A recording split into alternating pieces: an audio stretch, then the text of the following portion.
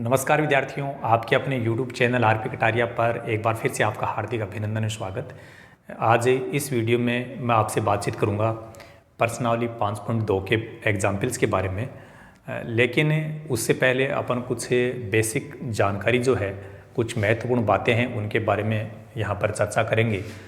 यदि आपने उनको अच्छे से समझ लिया तो 5.2 और 5.3 के प्रश्नों को हल करने में आप लोगों को किसी भी प्रकार की समस्या नहीं आएगी। यहाँ जैसे हम बात करते हैं कि आपको सबको पता है कि प्रथम पद होता है, प्रथम पद उसको हम ए भी लिखते हैं या कभी कभी A1। ये दोनों बातें आपको समझनी है। मान लीजिए दूसरा पद है उसको हम लिखते हैं A2। और अब आप समझ गए होंगे कि जैसे तीसरा पद है तो उसको हम लिखेंगे A3, चौथा पद है तो उसको हम लिखेंगे A4। ठीक है, ये बात मैं क्यों बता रहा हूँ, क्योंकि ये आप देखने में तो बिल्कुल नॉर्मल लग रही है, लेकिन ये बहुत ज़रूरी है। जैसे ही प्रथम पद का नाम आता है हमारे माइंड में यह आना चाहिए कि A या A1 की बात हो रही है। यदि दूसरा पद है तो आपको समझना है कि A2 की बात हो रही है, तीसरा पद है A3 की बात हो रही है, चौथा पद है A4 की बात हो रही है, पांचवा पद है A5 की बात हो रही है। ये शायद आपको समझ में आ गया होगा। साथ साथ में एक जो D होता है, D के लिए एक फॉर्मूला फिक्स कर लो कि यदि समांतर श्रेणी कहीं पे दी गई है तो D का मान निकालने के लिए आप A2 - A1 यही फॉर्मूला काम में लेंगे। ठीक है, फिर हम कंफ्यूज नहीं होंगे। नंबर 2 बात, प्रश्न में अपन कई बार पढ़ेंगे और आप देखेंगे कि आपके प्रश्न में ऐसा शब्द मिलेगा वापद, कभी कभी मिलेगा पदों का, हो सकता है आपको मिल जाए पदों तक। बहुत ही काम की बात बता रहा हूं। आपके प्रश्न में वापद, पदों का या पदों तक, ये 3 नाम थोड़ा सा याद कर लो। इन तीनों का मतलब एक ही है। चाहे तो ऐसा आ जाए वापद, चाहे पदों का ऐसा लिखा हुआ आ जाए, और चाहे पदों तक, वापद, पदों का, पदों तक। इसके जस्ट पहले आपको कोई न कोई संख्या मिलेगी। जैसे वापद आ रहा है, उसके पहले कोई संख्या हमें मिलेगी। ये नहीं मिलेगा तो ये शब्द मिल सकता है। इन तीनों में से कोई भी एक आपको मिल सकता है। और इसके जस्ट पहले जो भी आपको संख्या दी जाएगी वो किसका मान होगा? n का। ये बात बहुत ही महत्वपूर्ण है। किसका मान होगा? वो n का। n क्या होता है? पदों की संख्या। समझ में आ रही है बात? ऐसे नाम प्रश्न में मिलेंगे और इस नाम के जस्ट पहले, मैंने ये राउंड में क्यों लिखा है, इसका मतलब है कि इसके पहले आपको कोई न कोई संख्या मिलेगी। वो संख्या कुछ भी हो, किसका मान होगा? n का। इसके साथ साथ कई बार हम लोगों को ऐसे शब्द भी देखने को मिलेंगे, कौन सा पद, या ये नहीं मिले तो ऐसे मिल सकता है कोई पद। इन दोनों में से कोई सा भी नाम हो सकता है। इसके बाद में अपने को कोई न कोई संख्या मिलेगी। इनके बाद में देखो, यहां तो मिल रहा था पहले, इन शब्दों के तो पहले मिलेगी कोई न कोई संख्या, वो होगा n का मान। और इन शब्दों के बाद में यदि कोई संख्या मिलेगी तो वो होगा an का मान। किसका मान होगा? an का। यदि ये बातें आप अच्छे से समझ रहे हैं तो फिर कोई दिक्कत नहीं आएगी। इसके बाद में बेसिक कंसेप्ट वाले वीडियो में हम लोग ने आपको 4 फॉर्मूले बताए थे। an बराबर a plus n minus 1 into D. इसके बाद एक फॉर्मूला ये भी लिखा था an बराबर l minus n minus 1 into D. ये दोनों ही फॉर्मूले कब काम आते हैं? जब अपने को nवां पद ज्ञात करना है। अब आप समझेंगे nवें पद का मतलब क्या हुआ। जैसे प्रश्न में बोल दिया 5वां पद, 7वां पद, 8वां पद, ऐसे वर्ड आ गए तो वहाँ पर ये फॉर्मूला इन दोनों में से एक लगेगा। लेकिन कौन सा लगेगा ये क्लियर कर लो।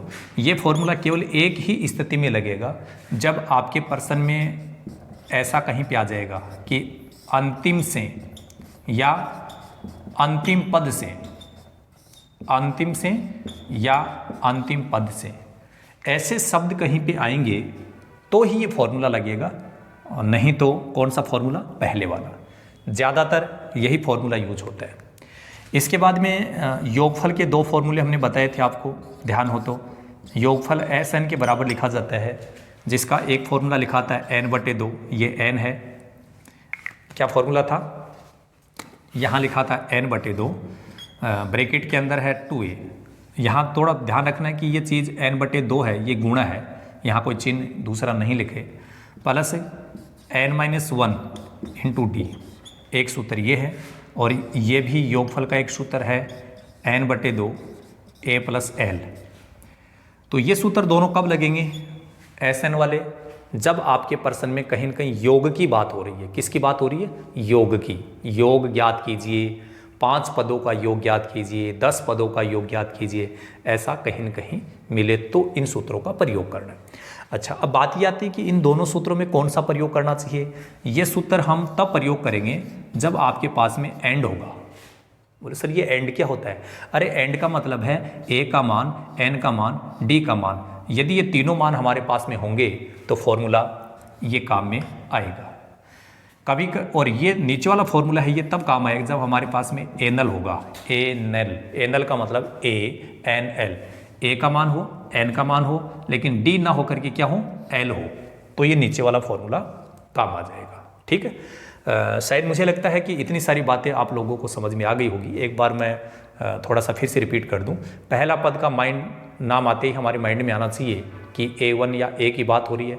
दूसरा पद का मतलब A2 की बात हो रही है। तीसरे पद का मतलब A3 की बात हो रही है। चौथा पद है A4, पांचवा पद A5, ये समझ रहे हैं। इसके बाद डी का फॉर्मूला फिक्स कर लो कि जब भी मुझे कोई भी समांतर श्रेणी दी जाएगी और वहाँ डी का मान निकालना होगा तो आपको ये फॉर्मूला काम में लेना है, A2 - A1। उल्टा मत कर देना, A1 को पहले और A2 को बाद में मत ले देना, पहले 2 आएगा फिर 1 आएगा, ये ध्यान रखना है।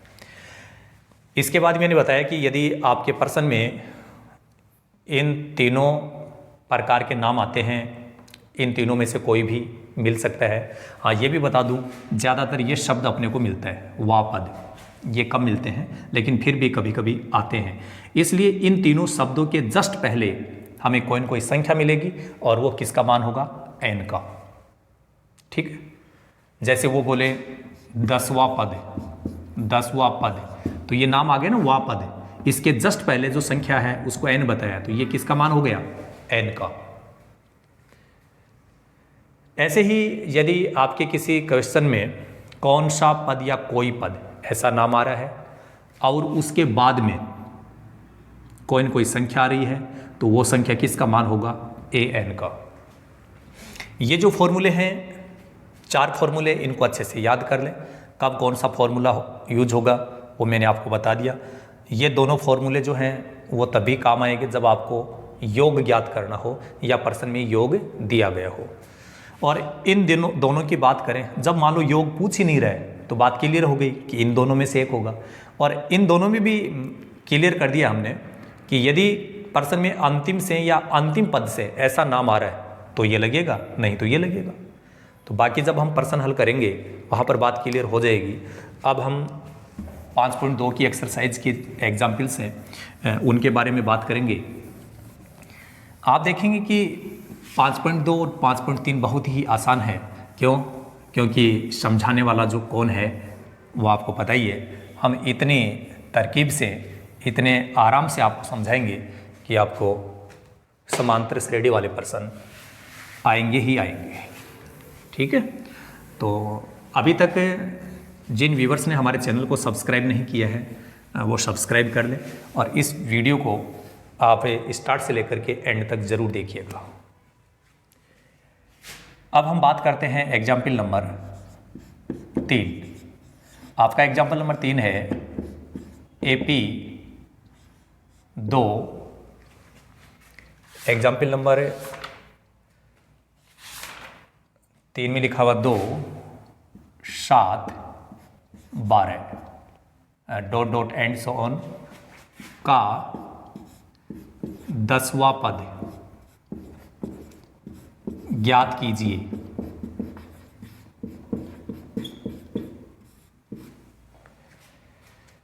अब देखिए इसका रिजल्ट हम कैसे प्राप्त करेंगे। सबसे पहले ए का मान लिखो, ए का मान कितना है 2, और डी का मान निकाल लो। डी का सूत्र क्या बताया है, A2 माइनस A1। A2 क्या होता है, दूसरा पद, माइनस ये माइनस A1 क्या होता है, पहला पद। सरल करो, 5 आ गया।